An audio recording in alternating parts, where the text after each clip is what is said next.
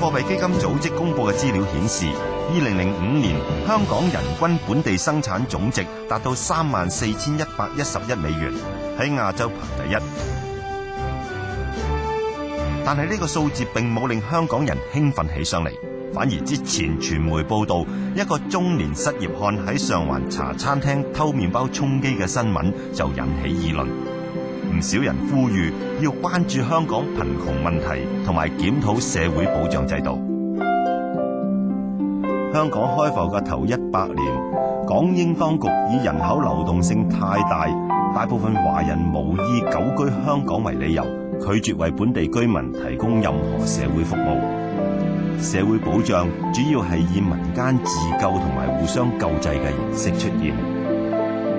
咁樣，如果佢哋喺香港嘅時候咧，都通常都係嚟香港做生意啊，或者謀生啊咁樣。如果有困難嘅時候咧，都係靠一啲同鄉會啊，或者宗親會啊。即係如果唔夠水腳嘅時候，可能去宗親會嗰度，即係攞啲錢啊，或者係資助啊，或者即係真係連地方都冇得住嘅時候，當時一啲同鄉會、宗親會咧都俾啲地方啲人喺度短暫居留嘅。到咗1870年，東華醫院成立。後來另一間以防範誘拐、保障婦孺做宗旨嘅華人慈善機構保良局亦都成立。之後幾十年，東華醫院同後嚟相繼成立嘅廣華醫院、東華東院統稱做東華三院，加埋保良局以及眾多嘅同鄉會、宗親會，喺香港華人社會都起咗好大嘅社會保障作用。咁另一方面，喺第二次世界大戰之前嘅時候咧，就一啲西方嘅宗教團體啦，無論天主教好、基督教好，咁佢哋嚟到亦都工作之一就傳教啦。咁樣另外一方面，佢哋亦都譬如辦學校啊、一啲嘅診所啊、醫院啊，咁亦都一啲嘅慈善嘅工作啊。到咗上世紀50年代，香港社會所面對嘅主要困難就係人口劇增所引發嘅生活問題。到50年代初嘅時候咧，就差唔多香港嘅人口已經去到200萬嘅，咁樣大部分其實都好窮嘅，都係喺即係大陸裏邊咧係走落嚟香港裏邊。當時政府亦都諗法就係，如果你做得太好啲福利嘅工作嘅時候，個製品啊更加多嘅時候咧，咁樣咧會吸引即係大陸更多嘅難民走嚟香港，咁樣呢個當時香港政府係無法只可以應付嘅，所以甚至我睇過一啲嘅文件咧係講明就係佢哋要將嗰個嘅救濟嘅工作咧盡量減至係最低，或者政府要做嘅事情減至最低，就唔好吸引呢一啲大陸嘅難民咧更加多走落嚟香港裏邊。由於大量難民聚居喺自己搭建嘅木屋裏面，條件十分簡陋。50年代火災、水災、風災接踵而嚟，數以萬計嘅人無處棲身，衣食都冇着落。咁解決居民嘅基本生存問題，就成為社會救濟嘅主題。呢一個時期，除咗香港嘅華人慈善組織同宗教團體繼續發揮作用之外，國際救援組織好似紅十字會啊，都加入本地嘅救濟活動。但係由於需要救助嘅人太多，各慈善團體同埋志願機構都覺得力不從心。港督葛量洪亦都承認，社會福利事業已經唔係慈善同埋志願團體所能夠應付到嘅。有鑑於此，香港政府終於改變咗過去袖手旁觀嘅態度，開始有限度介入社會嘅服務。1953年石硤尾大火之後，政府首次撥款興建徙置大廈安置災民，並且喺1956年設立徙置事務處，到1958年又成立咗社會福利處。其實去到50年代嘅末期咧，政府開始有呢個社會福利處咧，但係當時都係做一啲救濟性嘅工作為主。咁主要係一啲所謂實物嘅援助啦。其實真係有個大嘅廚房去煮啲所謂大鑊飯，變咗有天災有火燭嗰陣時咧，咁呢啲廚房就會運作，會送飯去到俾到有需要嘅居民。50、60年代嘅社會救濟幫助香港民眾度過咗嗰段艱難歲月，但係嗰個時期嘅社會保障基本上係一種救火隊形式嘅緊急援助，並唔能夠為民眾提供制度性嘅保障。60年代末期，香港先後因為天星小輪加價同埋勞資糾紛而引發大規模社會衝突，終於使到港府認識到建立社會保障體系嘅必要性。1971年，港督麥理浩上任，佢提出咗多項改善民生嘅措施。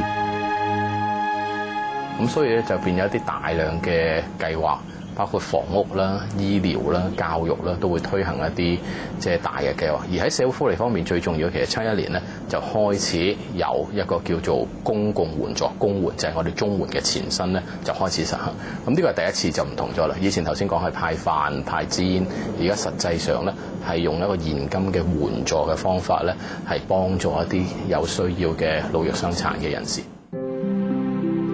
香港政府喺1973年推出10年建屋計劃，目的就係為180萬香港居民提供設備齊全嘅公屋單位，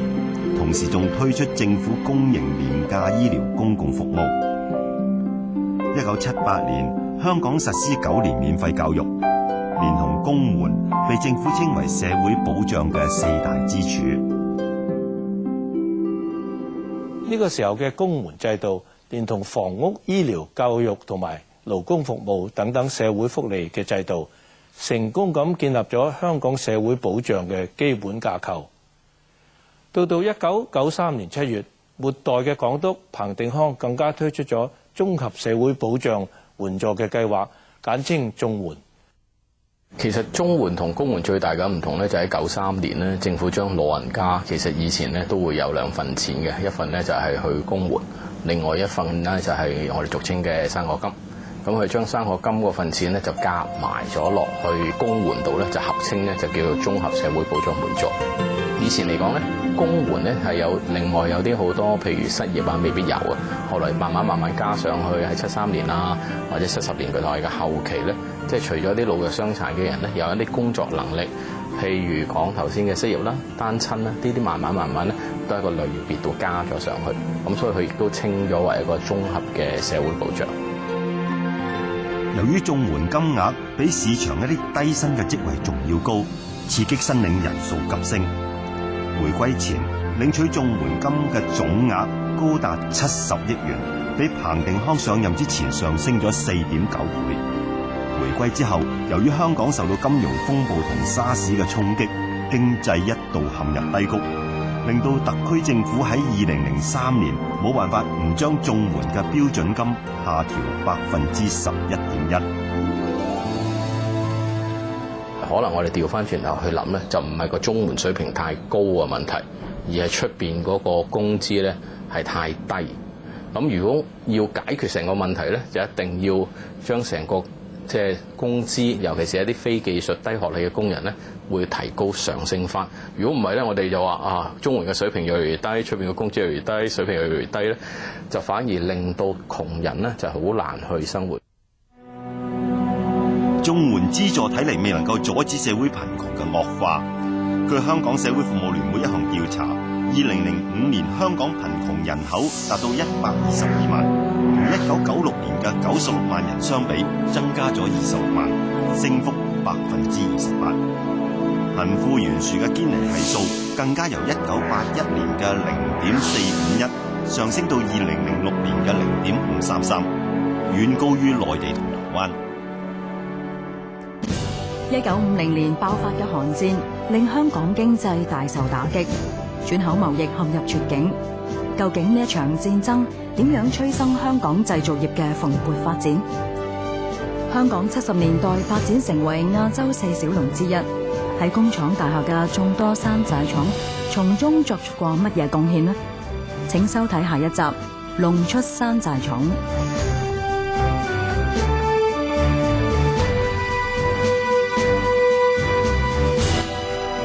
如想重溫本節目文字稿，歡迎登入亞視網站 www.hkatv.com。跟住落嚟係播映波頓休閒服特約當年今日，之後係最緊要睇見夜間新聞。